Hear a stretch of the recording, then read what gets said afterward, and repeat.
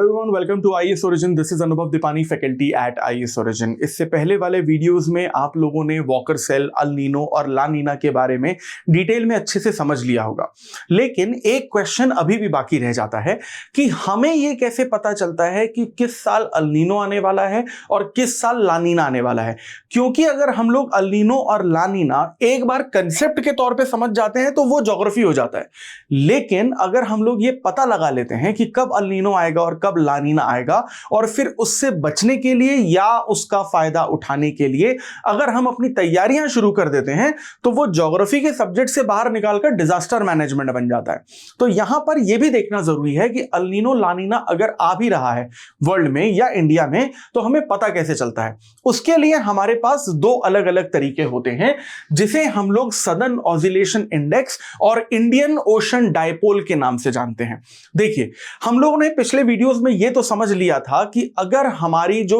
Easterly trade winds हैं वो south America के ईस्टर्न कोस्ट से ऑस्ट्रेलिया तक जा रही हैं, तभी उसमें पूरा वॉकर सेल, अल नीनो और ला नीना का कंसेप्ट बसा हुआ है। यानी कि सारी की सारी कहानी कहीं ना कहीं पैसिफिक ओशन पर ही आती है, और इसी पैसिफिक ओशन की कहानी को जब हम लोग और डिटेल में समझते हैं तभी हम अल नीनो और ला नीना के बारे में बात कर पाते हैं।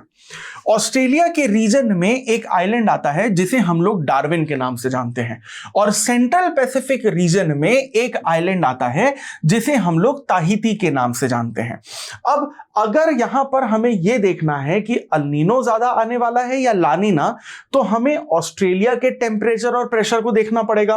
साउथ अमेरिका के टेम्परेचर और प्रेशर को देखना पड़ेगा, साथ ही साथ पैसिफिक ओशन के टेम्परेचर और प्रेशर को देखना पड़ेगा। तो इन तीनों अलग अलग रीजन्स के टेम्परेचर और प्रेशर को समझने के लिए हमने पैसिफिक ओशन में दो आइडियल लोकेशन सेलेक्ट की हुई हैं, जो बेसिकली ज्योग्राफिकल फिनोमेना के हिसाब से परफेक्ट लोकेशन पे आती हैं, और वो है आपकी डार्विन आइलैंड और है आपका ताहिती आइलैंड। अब यहां पर हम लोग सदर्न ऑसिलेशन इंडेक्स में क्या करते हैं कि डार्विन ऑस्ट्रेलिया आइलैंड और ताहिती आपका सेंट्रल पैसिफिक आइलैंड, इन दोनों के बीच का जो आपका पैसिफिक ओशन है, उस पैसिफिक ओशन का हम लोग प्रेशर देखने की कोशिश करते हैं।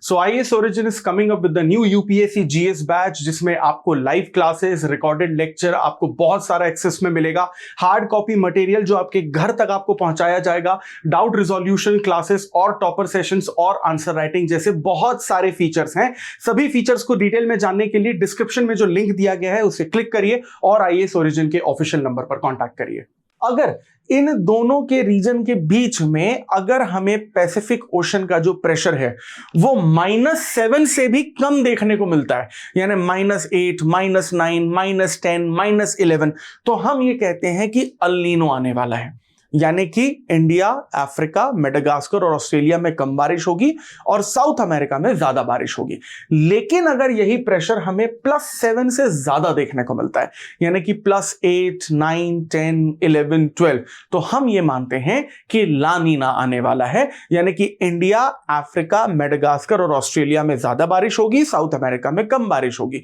लेकिन अगर ये प्रेशर +7 से -7 के बीच में होता है तो हम ये कहते हैं कि न्यूट्रल बारिश होने वाली है, ना ज्यादा ना कम। अब यहां पर भी अल नीनो और ला नीना के अलग अलग लेवल होते हैं। फॉर एग्जाम्पल, अगर हमारा जो प्रेशर है वो -7 से तो कम जा रहा है, अगर मैं कहूं कि -8 जा रहा है या -9 जा रहा है तो बारिश कम होगी, लेकिन इतनी कि हमारी गवर्नमेंट और एडमिनिस्ट्रेशन संभाल लेंगी चीजें। लेकिन अगर गलती से भी ये -12 या -13 चला गया तो ये बिल्कुल उसी तरीके का सूखा या ड्रॉट क्रिएट करेगा जो ड्रॉट हमने 1943 में बंगाल में देखा था, जिसमें 30 लाख लोग, 3 मिलियन लोग भूख से मारे गए थे। वो बात अलग है कि उस टाइम पे हम लोग गुलाम थे, हमारे पास खुद की इंडिपेंडेंस नहीं थी और हम लोग रिसोर्सेज को मैनेज नहीं कर पाते, तो उतना नुकसान तो नहीं होगा, वो तो इमेजिन करना भी बेकार है, लेकिन फिर भी काफी नुकसान होता है। लेकिन अगर हम लोग ला नीना में भी +7 में को अगर हम कर दें कि +8 या +9 प्रेशर है तो बारिश होगी, थोड़ी ज्यादा होगी, जो एग्रीकल्चर के लिए अच्छी है। लेकिन अगर ये प्रेशर +10, +11, +12 तक पहुंच गया तो बारिश इतनी ज्यादा हो जाएगी कि पूरे देश में फ्लड आ सकती है, बाढ़ आ सकती है और एग्रीकल्चर को वो पूरी तरीके से खत्म कर देगी। तो यहां पर जो हम लोग डार्विन और ताहिती के बीच में प्रेशर को एस्टिमेट करके -7 +7 का कंसेप्ट निकाल रहे हैं और ये पता लगाने की कोशिश कर रहे हैं कि इस बार अल नीनो आएगा या ला नीना आएगा। इसी को हम लोग सदर्न ऑसिलेशन इंडेक्स के नाम से जानते हैं। लेकिन ये वर्ल्ड मॉनसून के लिए काम करता है, इसमें इंडिया का भी मॉनसून आ जाता है। लेकिन इंडिया के मॉनसून को और बेहतर तरीके से समझने के लिए कि अगर अल नीनो और ला नीना आएगा तो उसका इफेक्ट इंडिया में कितना पड़ेगा, यह समझने के लिए हम लोग एक और कंसेप्ट की तरफ चलते हैं जिसे हम लोग इंडियन ओशन डायपोल के नाम से जानते हैं। अब यहां पर हम लोग क्या करते हैं कि जैसे ये है आपका इंडिया और यहां पर आपको अरेबियन सी देखने को मिलता है और यहां पर आपको ईस्टर्न इंडियन ओशन देखने को मिलता है आपके इंडोनेशिया के कहीं साउथ में। तो जिस तरीके से सदर्न ऑसिलेशन इंडेक्स में हमने डार्विन और ताहिती ये दो लोकेशन दी हुई थी प्रेशर को समझने के लिए, इंडियन ओशन डायपोल में हम लोग अरेबियन सी और ये जो आपका ईस्ट इंडियन ओशन यानी कि आपका इंडोनेशिया का जो सदर्न रीजन है उसको यहां पर आइडियल लोकेशन की तरह मानते हैं। और यहां पर हम लोग इन दोनों का जो टेम्परेचर है यानी कि आपका अरेबियन सी वेस्टर्न इंडियन ओशन और ईस्टर्न इंडियन ओशन यानी कि साउथ ऑफ इंडोनेशिया, इन दोनों के टेम्परेचर को देखते हैं। अगर अरेबियन सी का टेम्परेचर यानी वेस्टर्न इंडियन ओशन का टेम्परेचर ईस्टर्न इंडियन ओशन से ज्यादा निकल के आ जाता है तो इसका मतलब यह होता है कि यहां पे टेम्परेचर ज्यादा है तो लो प्रेशर भी ज्यादा यहीं पर होगा। तो जो विंड्स हैं वो अरेबियन सी की तरफ जैसे ही अट्रैक्ट होंगी तो कोरलिस फोर्स उसे राइट हैंड साइड में मोड़ के केरला में और फिर पूरे के पूरे इंडिया में बारिश कराएगा और ये बन जाता है इंडियन ओशन डायपोल पॉजिटिव। लेकिन अगर कभी किसी मॉनसूनल सीजन में ऐसा हो गया कि ये जो ईस्ट इंडियन ओशन है यानी कि आपका इंडोनेशिया का जो सदर्न ओशन है, अगर इसका टेम्परेचर अरेबियन सी से ज्यादा हो गया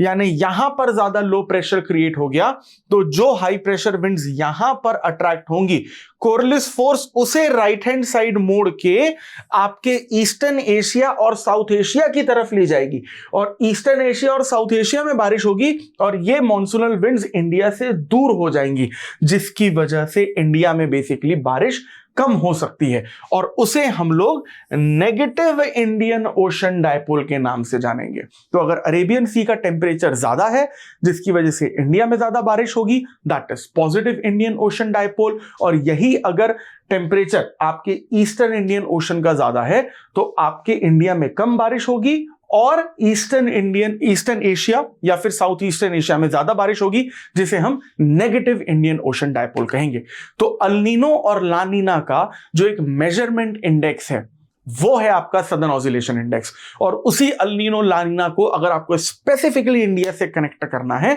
तो उसका मेजरमेंट इंडेक्स है आपका इंडियन ओशन डायपोल। इसी तरीके के ज्योग्राफी के कॉम्प्लिकेटेड टॉपिक्स को अगर आपको आसान भाषा में और डिटेल में समझना है और आप अपनी यूपीएससी सिविल सर्विसेज एग्जामिनेशन की प्रिपरेशन को आईएएस ओरिजिन के साथ मिलकर और भी आसान बनाना चाहते हैं, so please come to us, do contact us and we will make you successful in your UPSC journey. Till then, stay tuned with IAS Origin, like, share and subscribe this channel. I will see you in the next video. Thank you very much.